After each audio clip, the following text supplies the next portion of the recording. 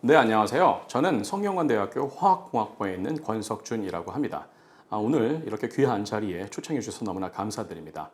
저는 개인적으로는 차세대 반도체 소재 및 공정에 관련된 연구를 하고 있고 주로 계산과학 연구 도구를 이용해서 연구를 하고 있습니다.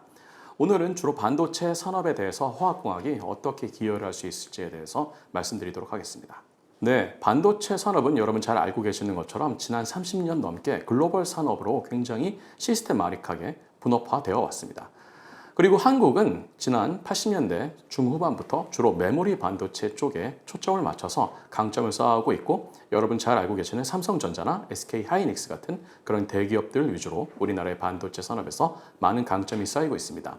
분업화가 이루어지고 있기 때문에 한국이 메모리 반도체를 잘 하고 있는 것처럼 대만은 TSMC로 대표가 되고 있는 파운드리 산업 분야에서 굉장히 강점을 가지고 있고요. 미국은 반도체 제조에서는 많은 약점을 보이고 있습니다만 반대로 반도체 설계, 즉 팹리스 같은 영역에서 많은 강점을 보이고 있습니다. 일본은 80년대나 90년대까지는 세계 최고 수준, 최대 수준의 매출을 보이는 반도체 강국이었습니다만 이제는 반도체 제조 부분이 많이 쇠락한 상황에서 그럼에도 불구하고 아직까지는 반도체 소재나 부품 장비 영역에서 세계 최고 수준의 그런 글로벌 경쟁력 수준을 보이고 있습니다. 이러한 반도체 산업이 지금까지 많이 글로벌화되고 있다고 우리가 볼 수 있습니다만 그럼에도 불구하고 여전히 반도체 산업에서는 몇몇 나라들, 몇몇 기업들 위주로 이러한 분업화가 어떻게 보면은 이런 독과점 구조 형태로 진행이 되고 있다고 볼 수 있습니다. 최근에 들어와서는 한국이나 대만, 미국이나 일본 같은 기존의 반도체 강국뿐만 아니라 중국도 이제는 반도체 산업에서 막강한 영향력을 보유하고 있는 상태로 급격하게 부상하고 있는 상황입니다. 잠깐 말씀을 드리기도 했습니다만은 이 반도체 산업이 굉장히 글로벌화 되고 있다고는 얘기합니다만 중국이 급격하게 떠오르고 있는 상황에서 미국이 본격적으로 중국의 반도체 산업을 견제하기 시작했습니다. 아주 최근에 들어와서 이제 트럼프 1기 때부터 시작이 됐던 이런 기술 규제 혹은 무역 규제가 바이든 정부 들어와서는 조금 더 정교하게, 정밀하게 진행이 되고 있고요. 대부분 이제 이 미국이 주도하고 있는 대중 반도체 제재라는 것들이 중국에서 반도체 첨단 기술이 자생적으로 나타나거나 혹은 세계 수준에서 좀 높은 수준의 점유율까지 가는 것을 막기 위한 사전 조치로 우리가 해석을 해볼 수가 있겠습니다. 사실 이러한 미국 주도의 중국 반도체 제재라는 것이 미국 혼자만 참여하고 있는 것이 아니라 주로 이제 미국의 동맹국들, 예를 들어서 일본이나 한국, 그리고 유럽에서는 네덜란드나 영국, 독일 같은 여러 나라들이 같이 들어와서 일종의 클러스터를 이루고 있는 것도 우리가 주목해 볼 만한 부분입니다. 사실 이러한 미국 주도의 대중 반도체 제재 국면이 과연 어디까지, 언제까지 지속이 될 수 있을지에 대해서는 우리가 확답을 내릴 수는 없습니다만 한 가지 확실한 것 중에 하나는 이 반도체 산업이라는 것이 한국뿐만 아니라 세계 각국, 특히 이런 강국들, 반도체 강국들 입장에서는 더더욱 보호 가치가 높아진 그런 기간 산업이 되고 있다라는 것이 우리가 좀 주목해 봐야 할 부분이라고 생각합니다.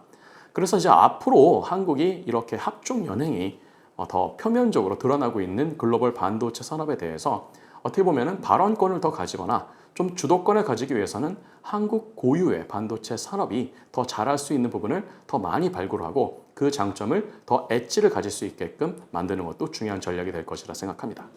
일단은 화학공학이라는 관점에서 보았을 때 지금 화학공학을 전공하고 있는 연구자분들 그리고 대학원생들, 포스닥분들 그리고 이제 학부생분들 그리고 화학공학과에 진학하고자 하는 이런 고등학생 분들께서도 반도체 산업에 대해서 기여하실 수 있는 부분이 굉장히 많이 있습니다. 한 가지 재미있는 일화를 말씀드리면은 과거 냉전 시절에 미국과 구소련 사이의 체제 경쟁이 굉장히 격심했다는 걸 여러분 잘 아실 겁니다. 그런데 미국이 소련과 본격적으로 기술 격차를 벌리기 시작한 영역이 몇 가지가 있는데요. 그 중에 한 개가 바로 이 반도체입니다. 그 당시에도 이 반도체가 어떻게 보면 기술의 가장 혁신적인 프론트 라인에 있었다. 이렇게 볼 수가 있었는데 구소련이 미국으로부터 빼앗고 싶었던, 탈취하고 싶었던, 즉 스파이를 해서라도 가지고 싶었던 기술 중에 하나가 반도체 제조 공정, 그 중에서도 반도체 화학 공정이었습니다. 여러분 잘 아시는 것처럼 1970년대부터 본격화된 것이 바로 IC라고 부르는 집적 회로입니다. 근데 이 집적 회로를 그 전까지는 다소 수공업에 가까운 수준으로 좀 소량 생산을 했다 볼 수 있겠는데 70년대 중반으로 넘어오면서 한 가지 바뀌었던 것 중에 하나가 대량 생산으로 넘어오기 시작했다는 겁니다. 이 IC가 대량 생산이 될 수 있었던 가장 중요한 기술 중에 하나가 바로 반도체 화학 공정입니다. 반도체 화학 공정은 말만 반도체자가 붙어 있고 우리가 알고 있는 기본적인 기존의 화학 공정과 크게 다를 바가 없습니다. 그래서 여러분들께서 이제 학부생이라면 아마 잘 아시게 될 반응공학이나 열전달, 물질전달, 연력학 같은 다양한 전공 과목에서도 이런 반도체 화학 공정에 필요한 다양한 프린시플들을 배우실 수가 있습니다. 특히나 반도체 화학 공정에서 지금도 가장 중요한 공정이라고 얘기가 되고 있는 에칭 공정이나 방막 형성 공정이나 클리닝 공정 같은 것들은 지금도 굉장히 중요한 공정 기술로 활용이 되고 있기 때문에 화학 공정에서 여러분들이 배우시게 되는 다양한 전공 분야의 지식들이 앞으로 첨단 반도체 공정 기술에서도 큰 역할을 할 것임은 분명합니다.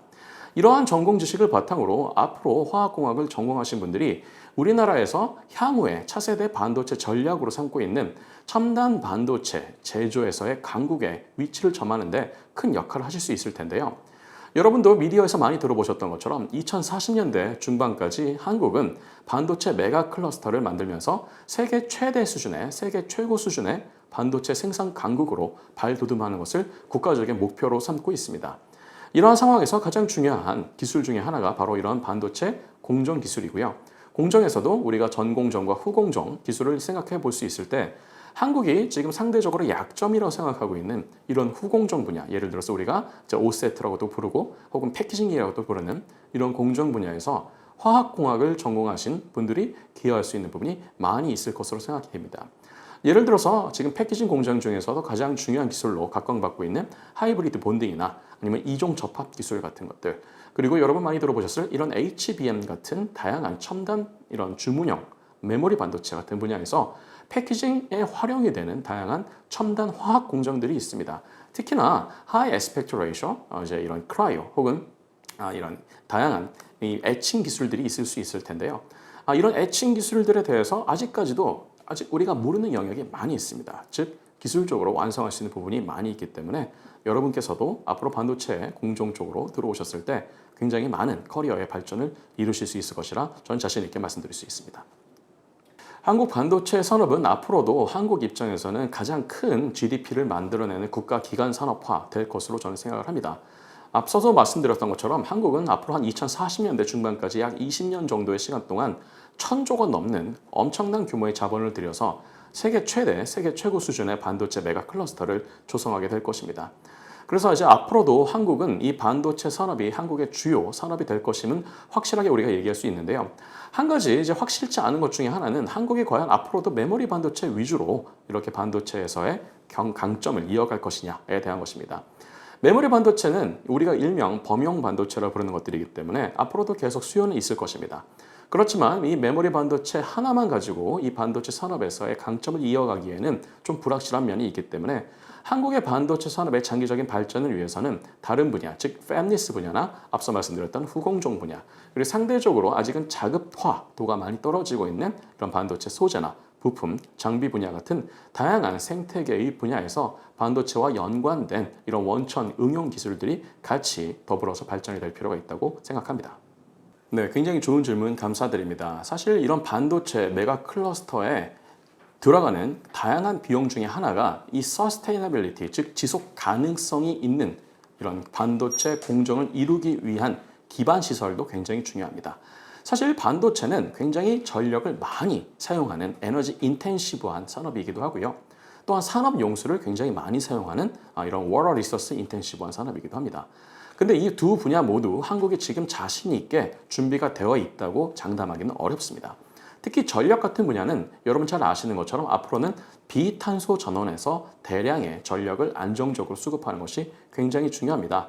사실 화학공학 관점에서 봤을 때 이런 비탄소 전원에 대해서 특히나 신재생 에너지에 대한 연구에 대해서 관심을 많이 가지신 분들도 있을 것이라 생각이 됩니다. 풍력이나 태양열, 태양광, 그리고 다양한 이런 신재생 에너지 소스에 대해서 소재부터 공정, 시스템까지 다양한 관심들을 가지고 계실 텐데요. 사실 우리나라가 이런 기반의 시설에서 서스테이너빌리티 관점에서 봤을 때 정말로 신경 써야 되는 것 중에 하나가 이렇게 안정적인 비탄소 전환을 얼마나 잘 갖출 수 있을 것이냐에 대한 부분입니다.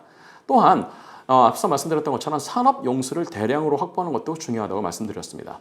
그런데 여기서 말하는 산업 용수를 대량으로 확보한다는 것은 수원지를 새로 개발한다라는 그 차원을 넘어갑니다. 우리나라의 수원지는 이미 정해져 있기 때문에 새로운 수원지를 개발하는 것은 무리가 있습니다.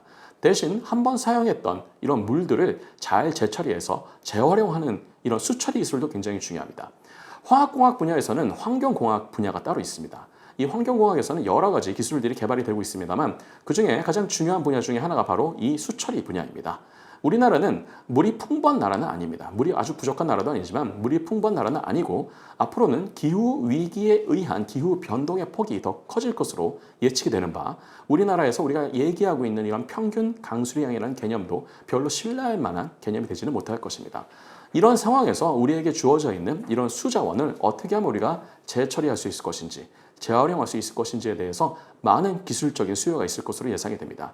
그래서 화학공학에서도 이런 환경 분야, 특히 수처리 분야에 대해서 관심을 가지고 계시는 많은 학생분들, 대학원생분들께서는 앞으로도 할 일이 굉장히 많이 있을 것이고 특히 이런 반도체 산업같이 많은 용수를 잡아먹는 이런 산업에 대해서 더더욱 기여하실 부분이 많이 있을 것이라고 생각이 됩니다. 굉장히 역설적이게도 반도체 산업에 진출하시기 위해서는 우리가 잘 알고 잘 배우고 있는 화학공학의 기본 전공 과목들을 열심히 공부하셔야 됩니다. 앞서서도 잠깐 말씀을 드렸습니다만 우리가 화학공학에 3대 전공 과목이 있습니다. 하나가 연력학이고요. 하나가 이동현상이고요. 하나가 반응공학입니다. 이 세 가지 모두가 반도체 공정, 반도체 기술에서는 여전히 막강한 중요도를 가지고 있습니다.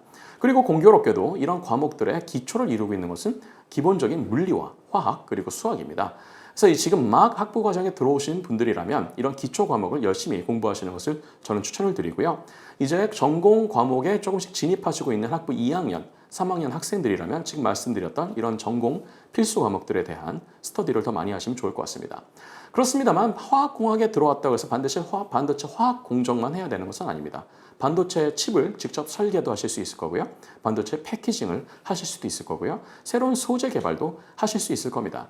이런 다양한 분야로의 응용을 위해서는 화학공학에 연관이 된 다른 전공의 과목들도 열심히 찾아서 한번 자유롭게 들어보시는 것도 저는 추천을 드립니다. 예를 들어서 반도체 새로운 소재들, 실리콘을 탈피해서 비실리콘 화합물 반도체로 가야 되는 상황에 맞닥뜨리게 됐을 때는 결국은 재료에서의 혁신이 중요해지게 됩니다. 그래서 우리가 흔히 얘기하는 2차원 반도체 같은 혁신 소재들이 있을 수 있겠죠. 이런 소재들은 화학공학과에서도 여러분 배우실 수 있습니다만 화학과나 물리학과, 기계공학과, 신소재공학과 같은 이런 유관 분야에서도 여러분 많이 배우실 수 있기 때문에 다양한 커리큘럼들에 대해서 많이 탐구를 해보시고 직접 코스를 설계해 가시면서 본인의 커리어를 직접 개발해 보시는 것도 추천을 드립니다. 네, 최대한 재미있게 한번 설명을 해보겠습니다. 화학공학의 분야 중에는 고분자가 있습니다.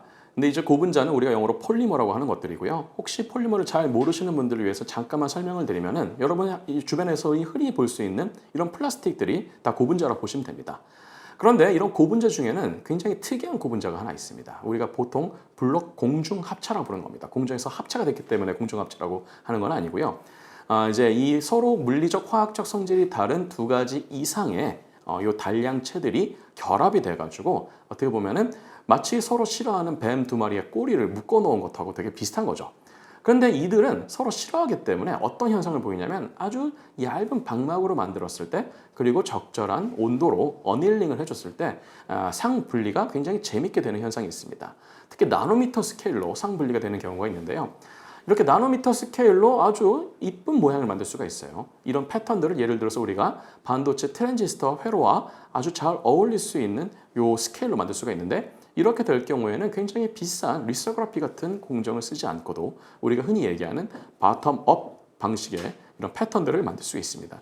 제가 개인적으로는 이러한 블록업 폴리머의 셀프 어셈블리, 즉 자기 조립, 자기 조직이라 부르는 이런 현상을 잘 제어해서 바텀업으로 나노미터 스케일에서 굉장히 규칙적인 패턴들이 만들어지는 기작들, 즉 메커니즘에 대한 다양한 물리적인 이런 현상들을 공부를 하고 있고 이 분야에 대해서 계속 꾸준히 연구를 하고 있습니다.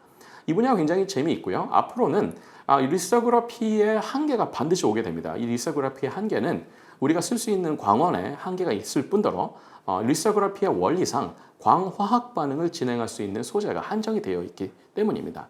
이런 소재나 광원의 광학 기술에 한계가 있을 때 이것을 돌파할 수 있는 기술 중에 하나가 바로 지금 말씀드린 고분자 기반의 바텀업 기술이고, 이 분야가 그래서 앞으로도 화학공학의 관점에서 봤을 때도 많은 기여가 가능한 부분으로 기대를 하고 있습니다.